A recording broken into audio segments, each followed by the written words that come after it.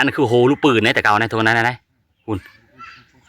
แต่สงครามเป่าล่มออกมาแน่ไหนเด็กมันพอเท้าเพิ่นเป่าไอ้ทุนเอาลูกดอกเด็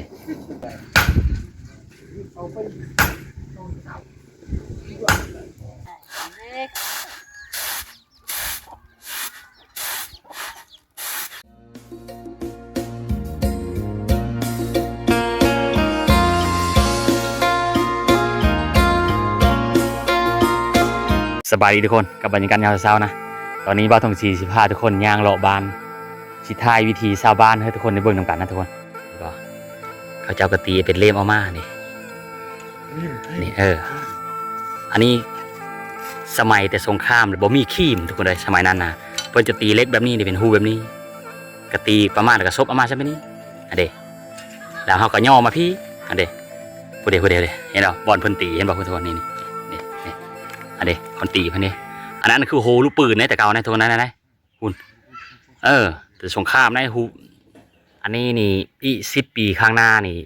รุ่นลานต่อไปจะบ่มีเลยรุ่นแบบนี้ทุกคนเลยอันนี้คือวิธีตีเล็กหรือว่าตีฟ้าของชาวชนเผ่าบลูเฮาแต่สมัยนี้ได้อี10 ปีข้างหน้านี่จะบ่มีเลยทุกคนเลยนี่เพิ่นใส่แบบนี้ทุกคนเพิ่นเอาเล็กมาแต่สมัยสงครามมาต่อแบบเฮอไผ่ล่มเฮามันทุกคนเลยมันยุ่งเด็ดทุกคนอันนี้คือกระบังจองแต่สมัยสงครามชาวบ้านมันเอามาตัดเอามาอันตีผ้านะนี่เด็มีคุณประโยชน์หลายทุกคนเลยอี5 ปีข้างหน้าจะบ่มีอะไรแบบนี้อันนี้เห็นบ่ทุกคนเห็นบ่เป่าล่มออกมาแน่ไหนเด็กมันพอเท้าเพิ่นเป่าทุกคนเอาแบบ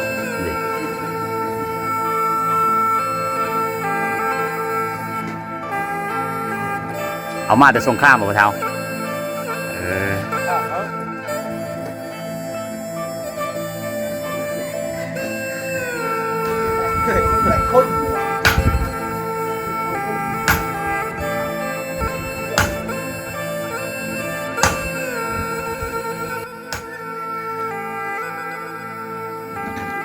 เอา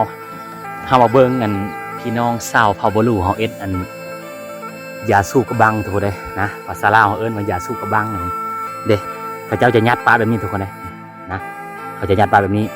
ภาษาชนเผ่าเขาว่าฮืดอะเลาะนะฮืดอะเลาะภาษาลาวว่ายาสูบกระบังทุกคนเลยนะภาษาชนเผ่าบลูเขาว่าฮืดอะเลาะนะวิธียาสูบตัวนี้นี่เฮาต้องดังไฟค่อยๆทุกคนเลยนะถ้าเฮาดังแห้งมันจะไหม้แหละฮืดมันจะบ่แซ่บทุกคนนะ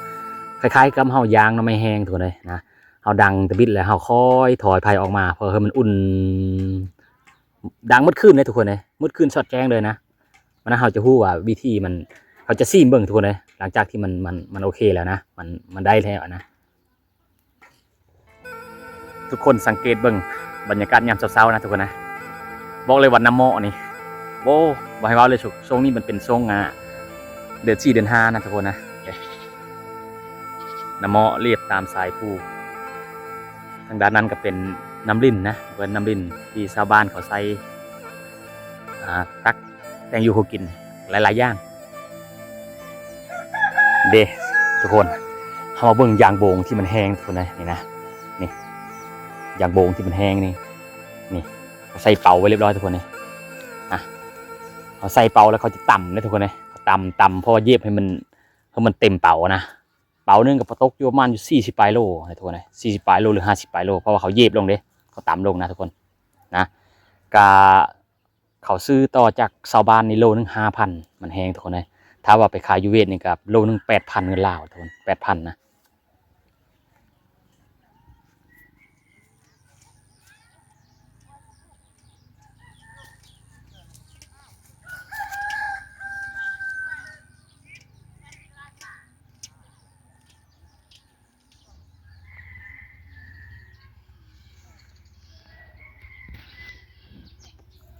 เด็กทุกคนเขาเจ้ายางยาสูบกระบังเนี่ยทุกคนเนี่ยเด็กยาสูบเด็กเพิ่นยางปะเนี่ยทุกคนมืดมือมืดคืน2 มือ 2 คืนทางด้านนั้นจะแม่นยางโบงยาสูบทุกคนเลยนะ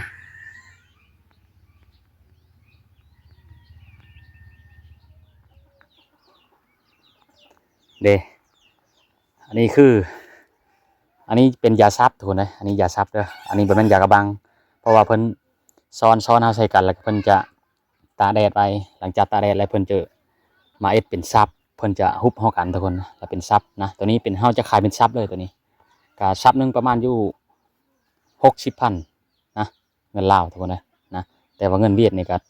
บ่ต้องสิก็มีรู้จักกัน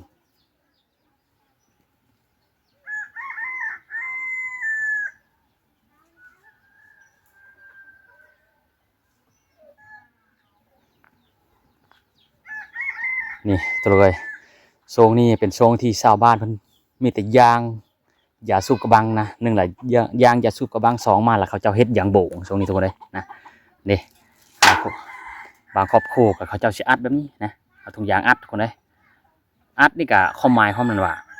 เฮ้ยยาสูบนี่อัดอยู่ในกระบังนะบางคนก็เอายาสูบอัดเลยก็ได้ทุกคนเลยนะก็อิงตามความถนัดของแต่ละคนเวลาเอ็ดยาสูบกระบังทุกคนเลยนี่นะนี่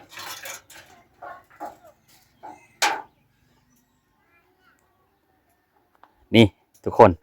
สังเกตเบิ่งอันนี้คือซ่าตัวภาษาชนเผ่าบลูเขาเอิ้นว่าแจละวันนะแจละวังแปลว่า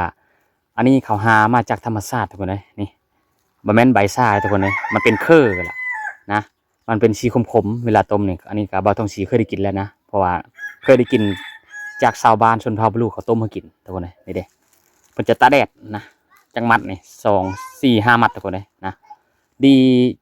จิบดังจิบแอลประมาณนี้แหละนะเพิ่นว่ากินข้าวแซ่บนะชลาได้ยินพี่น้องชาวพาบลูเฮาเว้าพังทุกคนเลยนะอันนี้หาจากธรรมชาติเด้อทุกคนบ่แม่นปลูกได้ตัวนี้เด้อ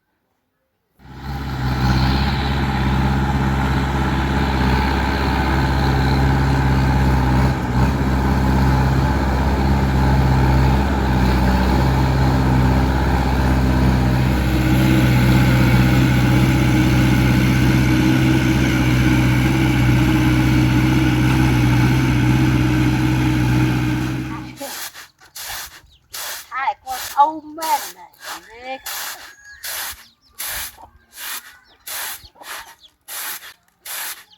ทุกคนสังเกตเบิ่งว่าเฮือนหลังนี้นี่บ่มีไม้เลยมีแต่ว่าเหล็กท่อน้ำมันแต่ข้าวสงครามโดยเฉพาะนี่ทุกคนนี่40 ปลายลักทุกคนเบิ่งเลยมีแม่นหมดเลยนี่ทุกคนนี่นะนี่นี่นี่นะแม่นหมดเลยทุกคนนี่ปุ๊นี่มีหมดเลยนี่อันนี้เป๊กนี่3 เสาเลยประเด็นนี่ตั้งกันมานี่ทุกคนบ่มีตะปูบ่มีหยังเลยนะทุกคนนะมีแต่เหล็กโลนๆนี่แม่นหมดเลยนี่นี่เพิ่นเจาะเอาได้ทุกคนนี่สังเกตนี่เพิ่นเจาะนี่แต่ข้าวสงครามแต่รุ่นปู่ของปู่อีกทุกคนนะเนี่ย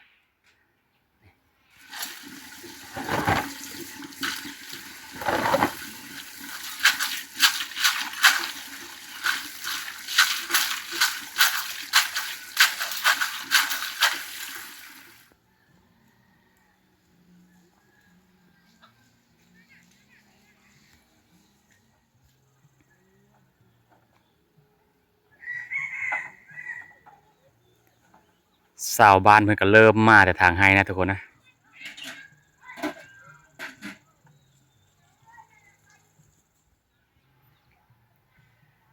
โซงนี้ก็เป็นโซงที่ชาวบ้าน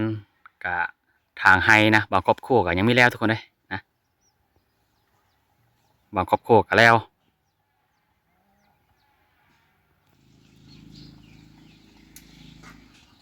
เอาทุกคนอันนี้ก็น้องๆเพิ่นต้มข้าวคือหมานะทุกคนเลยเพิ่นจะป่นเมนต้นแล้วก็ข้าวนะซื้อเมนต้นแล้วซื้อข้าวเนี่ยนะเนื่องจากว่ามา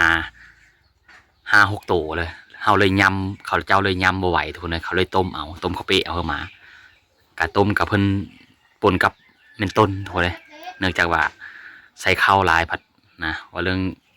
ประหยัดข้าวเนี่ยนะทุกคนนะเราต้องได้ใส่เมนต้นนะถ้าว่าเอาแต่ข้าวนี่มากระเปิงเป็นถ้วยหนึ่งถ้วยป่ายเขาพอต้มนะมาน้อยนี่นะทุกคนได้เบาป่านะบ่ได้ช่ำใช่โอ้ปลาเนี่ยนี่ปลาลาดไอ้เนาะโอ้ปลาลาดทุกคนเลยภาษาพอบรูเอิญเสียงยังไง เชือกแล้ว เสียแล้วเนาะเอา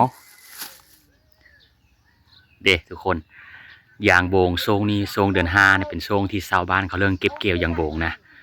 ลักโฮนี่เขาเจ้าจะยางโบงเขาท่าเอาให้เท่าแก่นะแต่ว่าลักโฮนี่เขาเจ้าจะเอาให้เจ้าของเฮินทุกคนนะเด้